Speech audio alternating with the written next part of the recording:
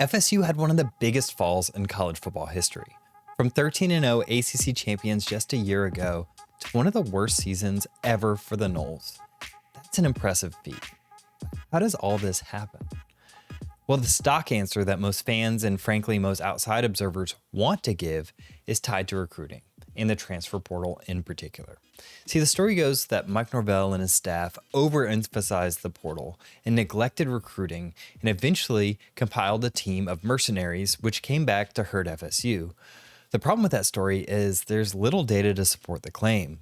This past offseason, FSU took in 17 transfers, which is good for the 27th highest mark in the country. If you take a look at the top 6 teams in pure number of transfers, you'll see 6 teams that had pretty remarkable seasons for their own standards, besides maybe Louisville. You can't even make the argument that this roster wasn't talented, at least by the standards of recruiting rankings. They're 13th in the talent composite, well ahead of most of their opponents, and in the same ballpark of the other 3 highest rated teams on their schedule. Now, before I get too far in this argument, I want to make a caveat. Recruiting better is always the answer for every team. It never hurts to have more talent, but I think that explanation falls short dramatically when trying to explain this large of a drop. If there's any recruiting argument to be made, it's that when Norvell first got to Tallahassee, they went relatively transfer heavy, neglecting the high school classes by FSU standards. Those classes are juniors and seniors this year, and there seemed to be a relative lack of leadership and identity, which really plagued this team. That might be foreboding for some of the teams that really specialize in the portal this year. But I'm not here to discuss the soft factors of recruiting for the portal or for the high school ranks. Frankly, the jury is still out on all of that. I'm here to talk about this FSU team in particular. What went wrong? More specifically, what went wrong on the field? It starts with the offensive line. If we just read out the stats that relate to O-line play, we see that FSU was 128th in sack rate, 131st in sacks, 134th in yards per contact per rush, 133rd in pressure rate, and 132nd in total pressures. That's not just bad. That's downright abysmal. And based on that stat line alone, you could argue that this line was the worst in the country. And I'm not sure you'll get many counter arguments. So how did it get here? Many of the same pieces are returners from that 13-0 team. The center and 3 different tackles all had significant reps in both seasons. One of the biggest problems was the guys that replaced the guards. They addressed this need in the portal. One of those guys was hurt for most of the season, and the other graded out as the 250th of 250 guards per PFF with over 500 snaps. That's just not a good portal haul. One potential explanation for the poor portal haul is that they emphasized potential talent instead of known production. That goes for basically every position. The other problem was that the returning players were veterans who had nagging injuries throughout their career. FSU opted to take the chance on them, and it seemed like potentially the injury bug hit their starting left tackle, who was a first-team preseason All-ACC selection, but never played up to his level from last season. So the linemen they had were injury-prone, or were just not giving much, and they had failed to properly develop backups through the high school ranks who would be ready to give you starter-quality reps. This all explains the above stats, but why was the staff so confident in this line preseason? After all, they felt like they could have a potent running attack behind this offensive line. Well, that comes down to their performance last season, and in my opinion, their misevaluation of how much Jordan Travis and Trey Benson did to help the optics of this offensive line. Jordan Travis was dangerous with his legs, but even when he wasn't running, he had an effect. This clip shows it pretty well. Just the threat of JT pulling the ball means that Clemson has to devote a guy to him, which is pretty normal. But Jordan Travis has the ability to make a guy miss in space, so notice this other backer pays a little bit more attention to him. That gives FSU the numbers in the box and means that he's slow to scrape over the top, and that means that this play results in a bigger gain than it would otherwise. This effect can be proven quantitatively. Since 2021, on running plays where the running back is getting the ball and Jordan Travis is the quarterback, FSU averages 5.2 yards per rush. Without Jordan Travis, they averaged 3.8. This running ability helped with pass blocking as well. The sack rate without him is at 9.5% versus 5.8% with him, literally almost double the sack rate without his escape ability. And that's not to say that FSU's quarterbacks weren't mobile this year, but I think people fail to realize how good of a college quarterback Jordan Travis was, and that trickle down of perception even affected how the staff evaluated the team going into this season. A stat that kind of shows off this is that this offensive line actually wasn't much worse, at least in terms of pass protection this season. There's almost an identical time to pressure when comparing the 2023 line to the 2024 line. It's just that Jordan Travis did more with the time and was able to buy himself more time on top of that. Here's the deal though. The more you look into the stats, the more complicated the story becomes. We just talked about their time to pressure, which wasn't bad. In fact, it was the 28th best in the country. The bigger issue is that FSU's time to throw was the 7th longest in the country this past season, meaning that quarterbacks were holding it for a really long time, which in effect made the line look worse than it actually was. Time to throw is obviously affected by how far you throw downfield. The deeper the average throw, the longer the expected average air yards.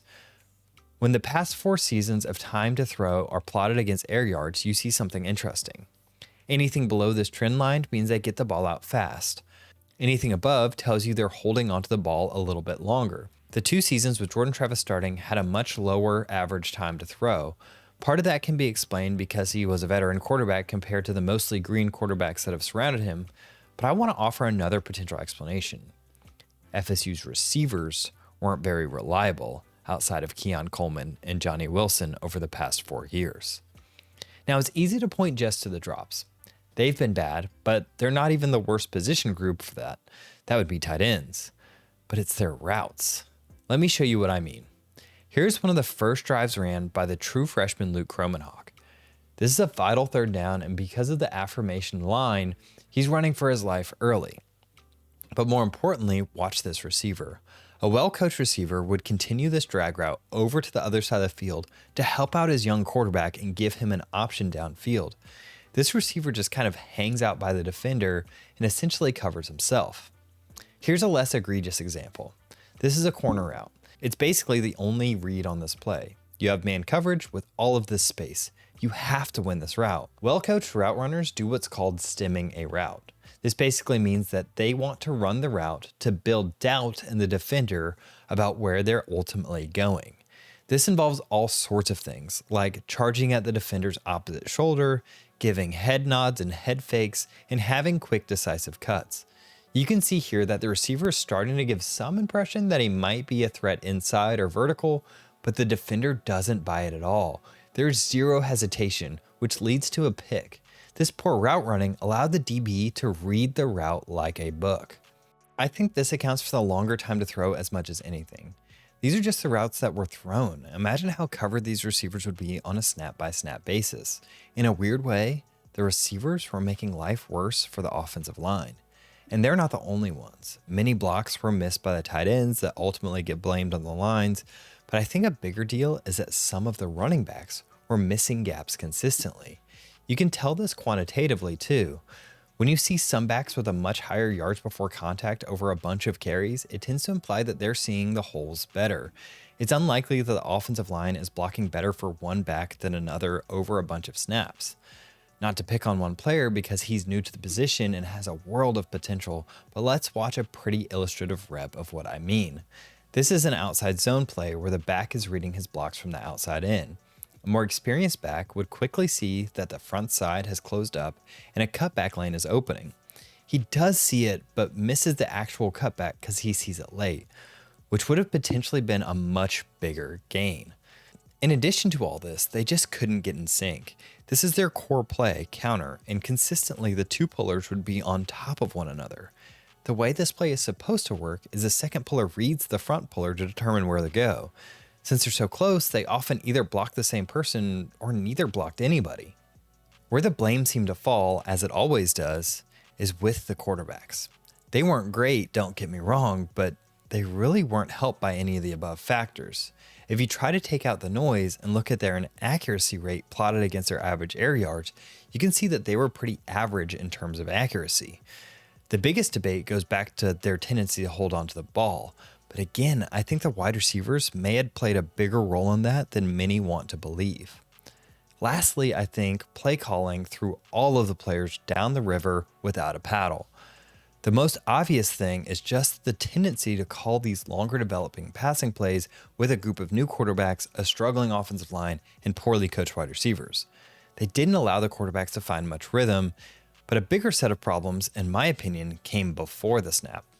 The first of these issues was a lack of effective pre-snap motion. Most of their motion looked like this, where they would just bring in a tight end from the outside. You can see how much of defenses respected this motion. It's almost comical how little the defense moves in response to this. One of the few times they tried to do something interesting with motion was during the Duke game. Here they do this pre-snap jet motion, which gets the wide receiver on the move. This speed boost off the start means that this defender has to give him some space, which allows him to undercut him. Unfortunately, this was dropped, but the concept itself is sound. FSU then went back to the idea, showing the same motion out of the same formation, but this time a different receiver cut out. The problem is that he never sells that he might be cutting in. In fact, after the snap, the two routes don't even resemble each other. If you're not going to use motion, you should at least be up-tempo. These are the top two ways an offense can get an advantage pre-snap against a defense. But they didn't. And in fact, there's a general downward slope in Mike Norvell's years as a head coach and their use of tempo, meaning they have gotten slower over time. This has a vague correlation with their offense's effectiveness. That's enough about the offense, but I'm not going to spend too much time on the defense. They weren't great, but they weren't the reason you only had 2 wins on the season. They were passive and allowed other teams to hold onto the ball for entirely too long. They were also endlessly predictable. Here's what I mean. Boston College knew that Florida State likes to switch routes, and had seen that in years past, they struggled doing this effectively. So they lined up in this condensed set, ran their receivers inside, and leaked their back out for a wheel. This corner is supposed to see this, pass off the in route, and pick up the back.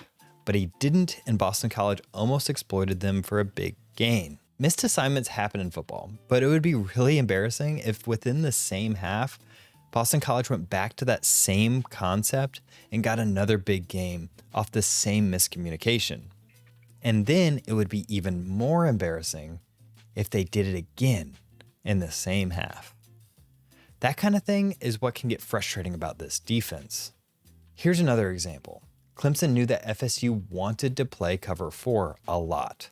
One of the big weaknesses of cover 4 is that you have less underneath help since there are 4 men deep.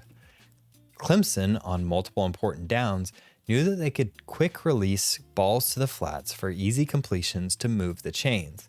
In fact, I would argue everyone knew this. FSU was one of the worst teams in the country in almost every category when teams threw between the sideline and the numbers. The good news is, FSU is replacing the positions that I called out most for poor coaching. They're bringing in a new receiver coach and an offensive coordinator who runs one of the fastest offenses in the game, which might correct Norvell's inevitable downward slope of tempo. They're going in a different direction defensively to someone who is known to be extremely multiple and difficult to predict. These hires are exciting because they show that Norvell sees what went wrong this season and wants to bring in experts to fix it. There isn't a lot of hope you can get from a 2-win season, but if I were to find some, it seems like things are at least headed in a different direction. Thanks for watching. I hope you guys enjoyed it. I know I haven't been as active this season. It's been a crazy fall, but make sure you like and subscribe. I'm trying to pick it up as the spring progresses, as we get into this off season. So like and subscribe here. Find me over on Noles247 and have a good one. Go Noles. Thanks for watching.